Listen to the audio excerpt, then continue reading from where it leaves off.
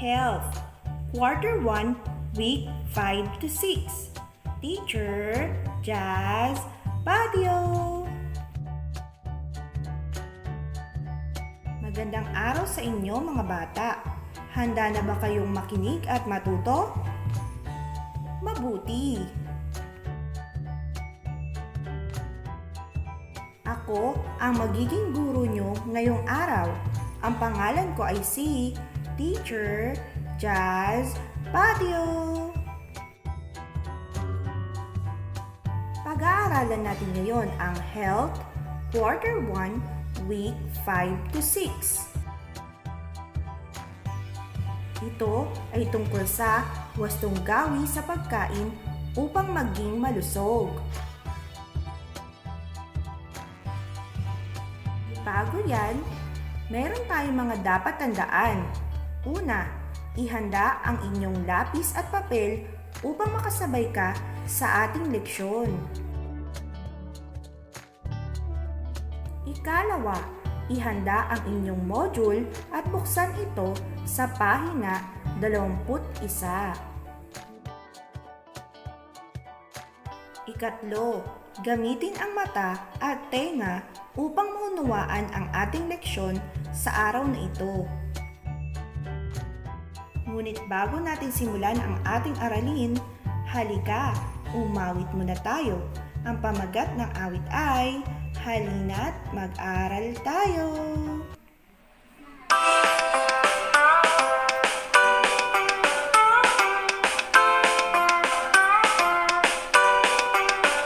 Mga bata, halina't mag-aral tayo upang tayo ay lalo pang matuto, maganda na nga kayo. Halina at mag-aral na tayo. Ibukas ang ating isip, ituon ang mga mata nyo, makinig ang mga tenga nyo dito. Dapat tayo ay lagi ng alerto.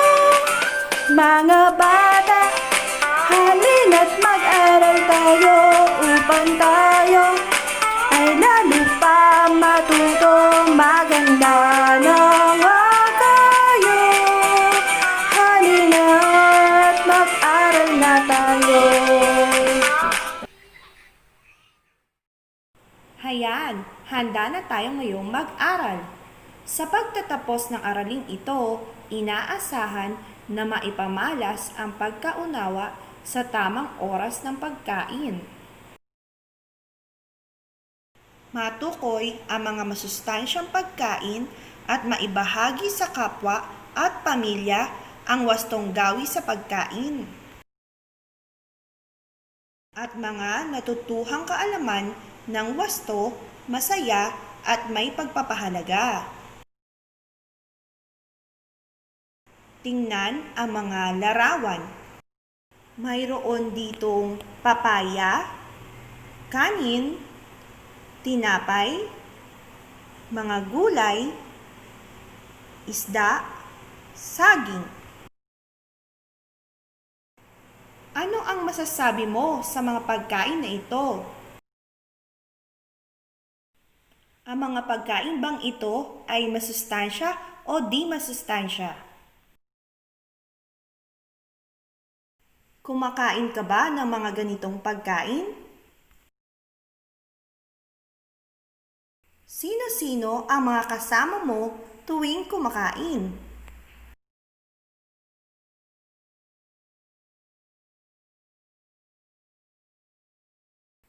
Gawain sa pagkatuto bilang isa.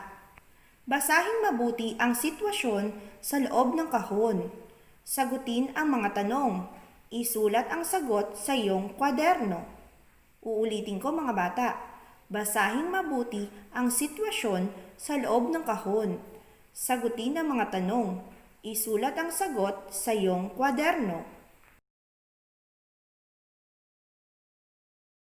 Isang araw ay nagtungo ang magpinsan na si Thalia at Stella sa kaarawan ng kanilang kapitbahay.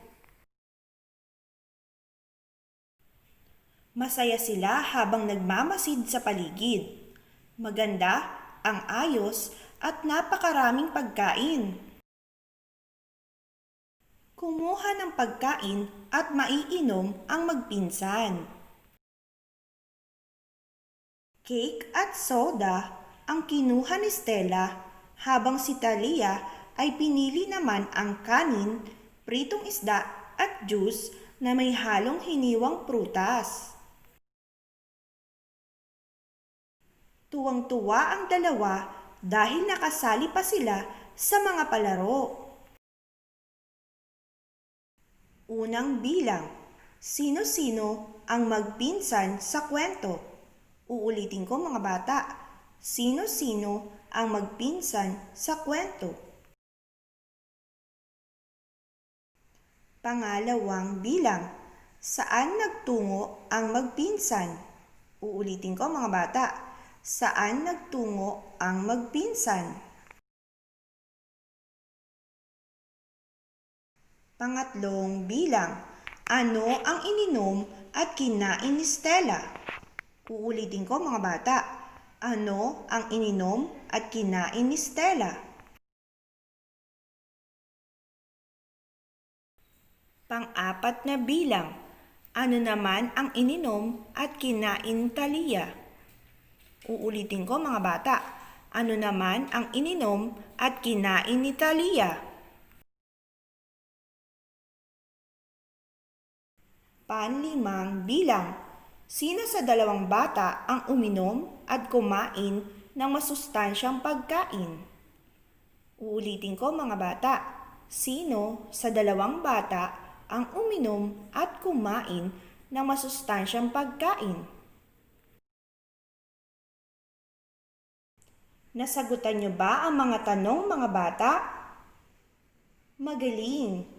Kayo ay totoong nakinig na mabuti sa ating kwento. Dapat nating tandaan mga bata, sa bawat kagat, tamang pagkain ang dapat. Kumain ng agahan, tanghalian, at hapunan sa tamang oras. Uminom ng 8 hanggang 10 baso ng tubig araw-araw. Tunghayin natin ang pag-uusap ng 3 batang babae.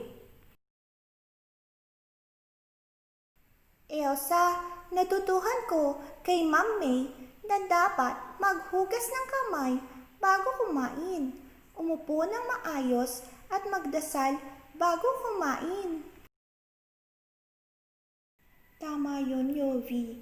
Ang turo naman ni Sir JP, magsabi ng pakiusap o pakiabot kapag nagpapaabot ng pagkain at iwasang magsalita kung may laman ang bibig. Ang turo naman ni Sir Ethan, sa klase namin, kumain ng dahan-dahan upang malasahan ang pagkain at kumuha lamang ng may tamang uri at dami ng pagkain. Gawain sa pagkatuto bilang 2. Sa sagutang papel, isulat ang salitang tama kung wasto ang gawi sa pagkain upang maging malusog at mali kung hindi. Unang bilang, naghugas ng kamay si Monica bago siya kumain. Uulitin ko mga bata, naghugas ng kamay si Monica bago siya kumain. Tama o mali? Pangalawang bilang, dali-daling isinubo ni Tomas ang nakahaing pagkain kahit marumi ang kanyang mga kamay. Uulitin ko mga bata, dali-daling isinubo ni Tomas ang nakahaing pagkain kahit marumi ang kanyang mga kamay.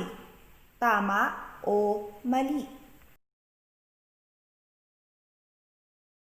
Pangatlong bilang, magalang na nakikisuyo si Daniel sa kanyang nanay upang ipaabot ang pinggan na may lamang ulam. Uulitin ko mga bata. Magalang na nakikisuyo si Daniel sa kanyang nanay upang ipaabot ang pinggan na may lamang ulam. Tama o mali? Pang-apat na bilang. Puno ng pagkain ang bibig ni Nicole pero tuloy pa rin ang inik niya, kaya nalalaglag ang pagkain sa mesa. Uulitin ko mga bata. Puno ng pagkain ang bibig ni Nicole pero tuloy pa rin ang imik niya, kaya nalalaglag ang pagkain sa mesa. Tama o mali?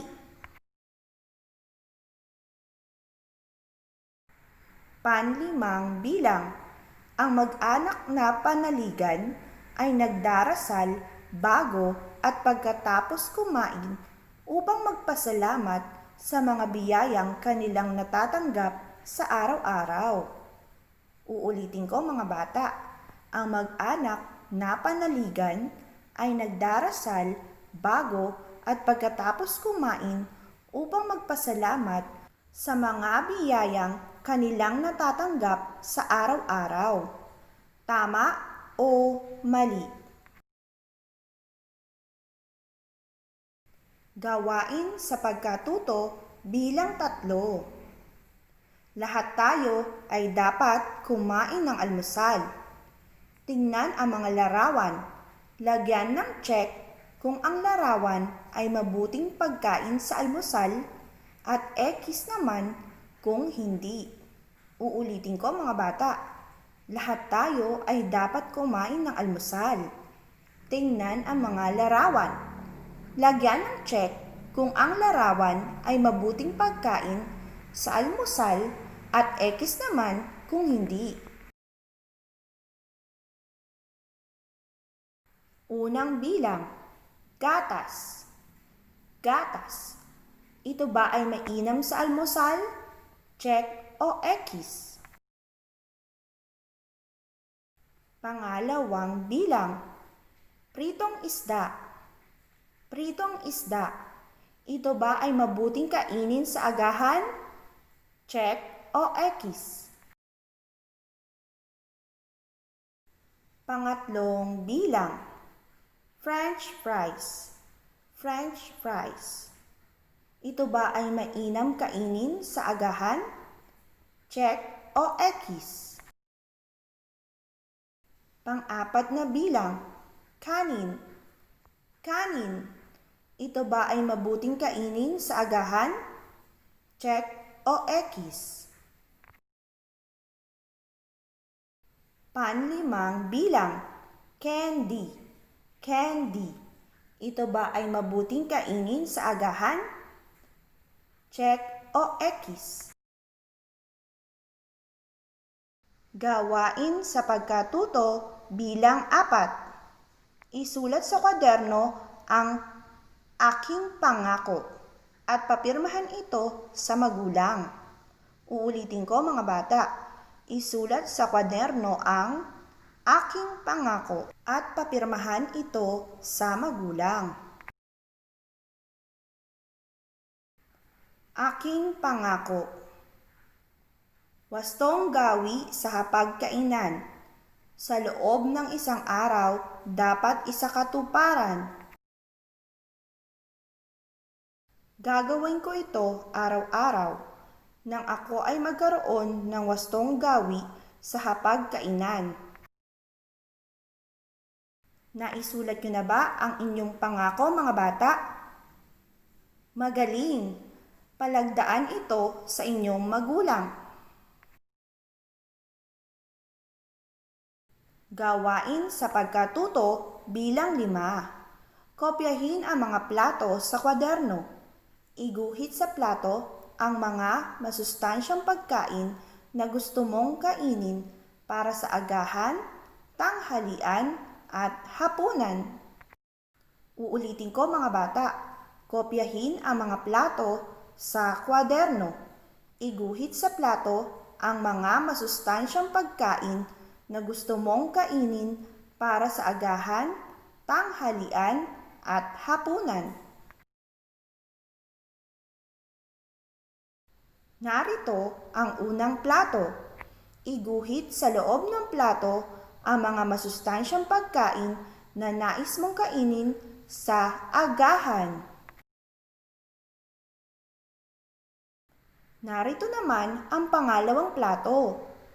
Iguhit din ang mga masustansyang pagkain na nais mong kainin sa tanghalian. Narito naman ang pangatlong plato. Iguhit dito ang masustansyang pagkain na nais mong kainin sa hapunan. Gawain sa pagkatuto bilang 6. Basahin ang bawat pangungusap at sagutin ang mga ito ng tama kung wasto ang gawi sa pagkain at mali kung hindi wasto. Uulitin ko mga bata. Basahin ang bawat pangungusap at sagutin ang mga ito ng tama kung wasto ang gawi sa pagkain at mali kung hindi wasto. Unang bilang, nagsasabi ng makikiabot kung may gustong ipaabot.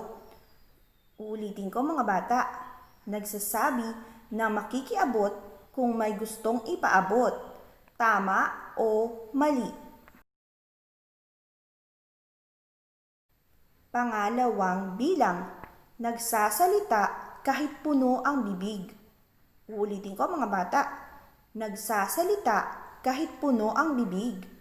Tama o mali? Pangatlong bilang, humihigop ng sabaw ng malakas. Uulitin ko mga bata, humihigop ng sabaw ng malakas. Tama o mali? Pang-apat na bilang, nagdarasal bago kumain. Uulitin ko mga bata, nagdarasal bago kumain. Tama o mali? Panlimang bilang, kumakain lamang ng may wastong uri at dami ng pagkain. Uulitin ko mga bata, kumakain lamang ng may wastong uri at dami ng pagkain. Tama o mali?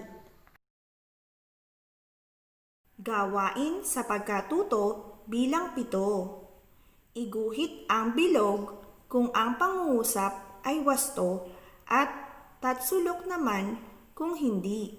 Uulitin ko mga bata, iguhit ang bilog kung ang pangungusap ay wasto at tatsulok naman kung hindi. Unang bilang, ang pag-inom ng gatas ay nakapagpapalakas ng katawan. Uulitin ko mga bata, ang pag-inom ng gatas ay nakapagpapalakas ng katawan. Bilog o tatsulok? Pangalawang bilang, kumain muna ng tsokolate bago kumain ng tanghalian.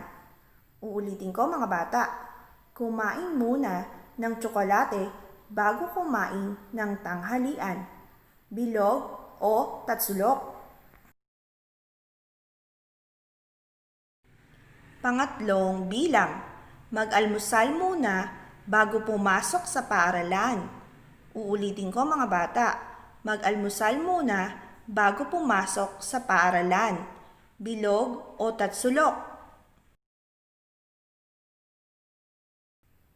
Pang-apat na bilang, kumain ng mga prutas at mabeberdeng gulay. Uulitin ko mga bata, kumain ng mga prutas at mabeberdeng gulay. Bilog o tatsulok? Panlimang bilang, ugaliing kumain ng junk foods at uminom ng soft drinks. Uulitin ko mga bata, ugaliing kumain ng junk foods at uminom ng soft drinks. Bilog o tatsulok? Gawain sa pagkatuto bilang 8. Piliin ang letra ng tamang sagot. Gawin ito sa kwaderno. Uulitin ko mga bata. Piliin ang letra ng tamang sagot. Gawin ito sa kwaderno. Unang bilang. Aling pagkain ang dapat kainin sa almusal? A. Burger. B. Pizza. C. Kanin at itlog. D. Cake at tsokolate. Uulitin ko mga bata. Aling pagkain ang dapat kainin sa almusal? A. Burger. B. Pizza. C. Kanin at itlog. D. Cake at tsokolate. Pangalawang bilang. Aling prutas ang angkop sa almusal? A. Hilaw na mangga. B. Saging. C. Suha. D. Duhat. Uulitin ko mga bata. Aling prutas ang angkop sa almusal? A. Hilaw na mangga. B. Saging. C. Suha. D. Duhat. Pangatlong bilang. Anong pagkain ang dapat kainin sa tanghalian? A. Adobo at kanin. B. Cake at spaghetti.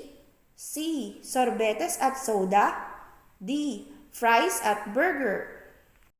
Uulitin ko mga bata. Anong pagkain ang dapat kainin sa tanghalian? A. Adobo at kanin. B. Cake at spaghetti. C.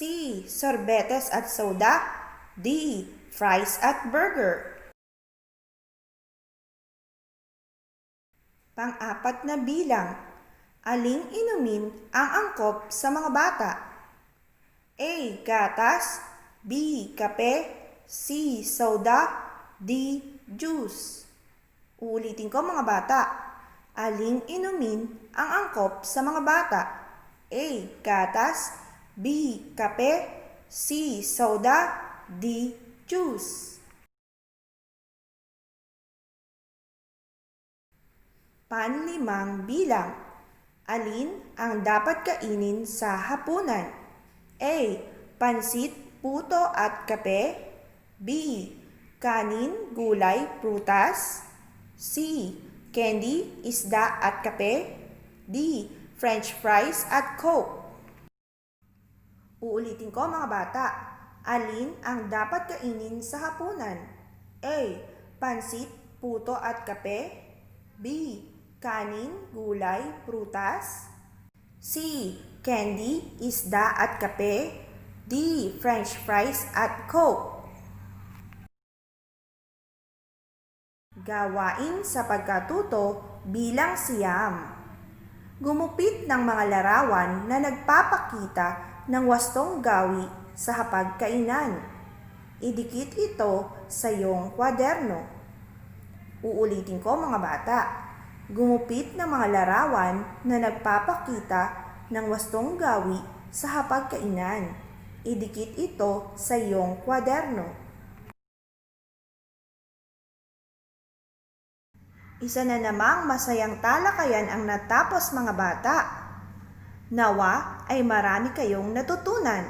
Hanggang sa muli nating pagkikita. Muli, ako ang inyong naging guro ngayong araw. Ako ay si Teacher Jazz Patio. Paalam!